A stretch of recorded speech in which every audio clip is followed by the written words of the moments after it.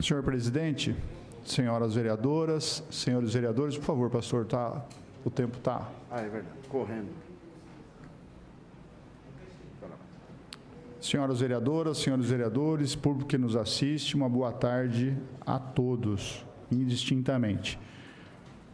Tenho vários assuntos aqui a mencionar, mas eu não poderia deixar de mencionar hoje a respeito da FUNPREV. Na semana passada eu não tive tempo suficiente para poder me manifestar a respeito, mas hoje foi lido aqui em plenário uma audiência pública que pretendo realizar no dia 1º de setembro, exatamente para que nós possamos aprofundar nos assuntos pertinentes à FUNPREV. A FUNPREV é de fundamental importância para o servidor público municipal, em especial porque é a garantia da sua aposentadoria, né, após a sua jornada de trabalho. E para que isso seja viabilizado, né, a FUNPREV, ela precisa de recursos, e ela tem recursos, e ela precisa ser aportada cada vez mais de recursos, exatamente porque todo o recurso disponível da FUNPREV é exatamente disponível para o pagamento dos aposentados. Não se pode pegar o dinheiro da administração pública, do orçamento nosso, e pagar o aposentado. Por isso que tem um sistema previdenciário próprio, como o Estado tem o SPPREV, e assim sucessivamente. E a FUNPREV nossa, ela tem um caixa de 552 milhões de reais. E esses 552 milhões de reais, eles precisam serem aplicados no mercado financeiro, porque ele precisa ter um rendimento. E há uma exigência de que esses recursos, eles tenham um rendimento superior à inflação. Então, normalmente, é a inflação mais 10%, mais 7%, mais 5% e assim sucessivamente. Só que, recentemente, nós tivemos um caso aqui em que um desses fundos em que a FUNPREV fez uma aplicação, ele deu um saldo negativo, ou seja, deu um prejuízo para a FUNPREV na ordem de R$ 462 mil. Esse prejuízo que foi atribuído a uma aplicação infeliz, né? É um fundo de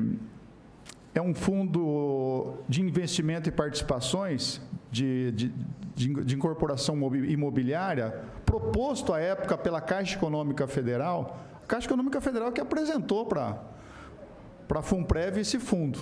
Aí envolvia lá, por exemplo, olha, esse fundo aqui é garantidíssimo, tem Odebrecht, Queiroz Galvão, só empresas assim, top de construção, antes da Lava Jato, né?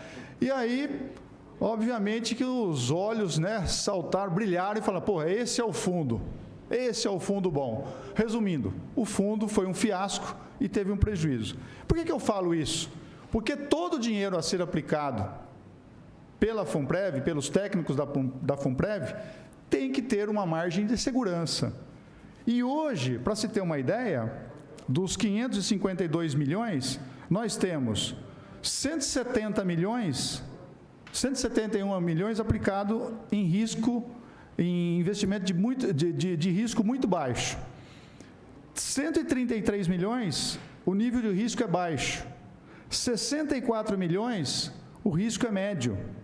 E 182 milhões, ou seja, 33% de alto risco. Então, quando você tem um investimento de alto risco, você tem que tomar muito cuidado, porque pode ter um resultado negativo igual esse. E só para citar um exemplo, em Assis tem a Assisprev, e lá foi feito um investimento de forma equivocada e errada. Não estou dizendo que esse foi feito de forma equivocada e errada, eu não posso antecipar nenhum juízo de valor, mas o investimento lá em Assis foi tão errado e contrariando até mesmo o Fundo Monetário Nacional, que os servidores responsáveis vão ressarcir os cofres públicos. Além disso, foram condenados pelo Tribunal de Justiça na lei do colarinho branco, que é a lei 7.492, por gestão Não fraudulenta, gestão temerária. É um parágrafo da gestão fraudulenta. Ou seja, reclusão de 2 a 8 anos. Então, não é brincadeira o dinheiro que está lá. Por isso que todo cuidado é pouco. Então, vai o alerta para a FUNPREV, por isso que nós vamos ter que discutir isso aqui no dia 1º. É de fundamental importância. E existem algumas medidas bastante rígidas a serem implementadas aqui ainda, hein? Que os servidores possam esperar. Não só a majoração dos 14% que é necessária hoje, mas tem outras medidas, como, por exemplo, o aumento da idade de contribuição. O homem de 60 para 65, a mulher de 55 para 62, e o tempo de contribuição do homem passa para 35, da mulher para 30. Essa é a única, pelo menos, alternativa que hoje pode reequilibrar as contas da FUNPREV, porque hoje tem um saldo, tem um déficit na ordem de 105 milhões. E sabe o que acontece quando tem déficit na FUNPREV? Sabe quem paga a conta? A prefeitura. Sai o dinheiro dos cofres públicos municipais. Então, por isso que é importante ter uma vista ou ter uma visão bastante voltada para a FUNPREV. Em tudo. É preciso fazer as correções. Não se faz as correções por capricho ou por preciosismo. É porque é necessário. Eu sou servidor do Estado da Polícia Militar. Eu vi a declaração do candidato ao governo do Estado, Geraldo Alckmin, sobre nossa contribuição. Resumindo, ele disse que vai detonar com a nossa categoria.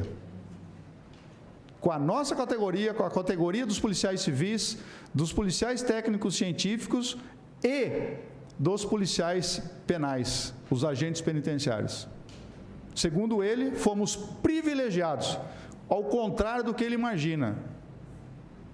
Nenhum policial hoje, inativo ou aposentado, deixa de pagar. Todos pagam. Todos pagam, até aquele que ganhava abaixo do regime geral de previdência social. Na FUNPREV não se paga, e isso é preciso também corrigir. Então, eu estou dizendo isso porque é um tema delicado, espinhoso, mas necessário para ser abordado. Vamos lá. Pois não, vereador. Obrigado pela parte, vereador Meira. Esse assunto da FUNPREV, nós, vereadores, como fiscalizadores do gasto do dinheiro público, temos que ir para cima, porque o economista que aceitou, que assinou esse requerimento para fazer esse investimento, ele foi um irresponsável. O Conselho Fiscal da FUNPREV foi irresponsável. O presidente, na época, foi irresponsável aprovando tudo isso, porque era um investimento de alto risco, sabia que existia a possibilidade de perda financeira. Então, o senhor está corretíssimo nesse discurso e tem que ir para cima. Se precisar, penhora bens dele, dos que assinaram, vai para cima, porque não podemos admitir uma situação dessa, brincar com o dinheiro do servidor público, porque depois quem paga a conta é a prefeitura, daí falta dinheiro para saúde, educação, por causa de irresponsabilidade de terceiros. Tá, parabéns pela fala, e pode contar comigo na audiência. Obrigado. Por isso que o ditado que é, quando a esmola é muita, o santo desconfia. Agora eu vou pedir para o meu amigo pastor Bira aqui puxar esse mapa. Por favor, pastor. TV Câmara, por favor. Vamos levantar mais um pouquinho? Isso aqui é um loteamento que está sendo viabilizado lá próximo ao Instituto Penal Agrícola. É o único lugar onde a cidade pode crescer. Para o lado de Pederneira não vai mais, para o lado de Agudos não vai mais, para o lado de Piratininga não vai mais, porque é muito caro. Aqui é habitação social. Esse empreendimento aqui, esses amarelinhos aqui, são 1.000 casas. 1.000 casas. Se nós não tivéssemos uma lei ou um decreto aqui no município, por causa da área de proteção ambiental, criada pelos nossos ecologistas prefeitos, né, os ecochatos, nós teríamos um ganho, porque a lei de parcelamento de solo nacional, ela fala em 20% de área verde. Aqui é 30%. Só por causa desse detalhe da nossa área de proteção ambiental, que acrescenta 10% de área verde num empreendimento como esse, nós deixamos de construir no local mais de 250 casas. Por favor, só para finalizar, quando você deixa de construir menos de 250 casas, quem é que paga por esse, entre aspas, valor acrescido? O dono das 1.000 casas, são eles que vão pagar. Vou acrescentar lá na casa deles, pelo menos R$15.000. Ou seja, é preciso rever a nossa política também de parcelamento de solo aqui. Porque quando o empreendedor tem uma área que ele vai construir, para que todos saibam, se eu tenho uma área de 100.000 metros quadrados, 45% eu tenho que deixar reservada para arruamento, área verde e área institucional. Só que aqui a gente acrescenta mais 10%. Ou seja, quem é que paga essa conta, quem é que paga esse valor a mais? O cidadão que vai morar lá naquela residência. O imóvel dele fica mais caro e o financiamento mais ainda. Então, é preciso rever essa política de reserva de área verde. E só para finalizar, só de contrapartida nesse empreendimento aqui, só de contrapartida, foram R$15 milhões, dos quais 5 milhões somente pelo DAI. Qual o critério? Nenhum. À vontade, liberou geral. Quem paga a conta? A pessoa que precisa de uma habitação e vai pagar pelo financiamento, pela casa e pela contrapartida. Me desculpe, é um descaso com a população, é um descaso com as pessoas que precisam de habitação popular. Desculpe, pastor, eu peço reserva nas explicações pessoais e peço desculpas por ter me excedido.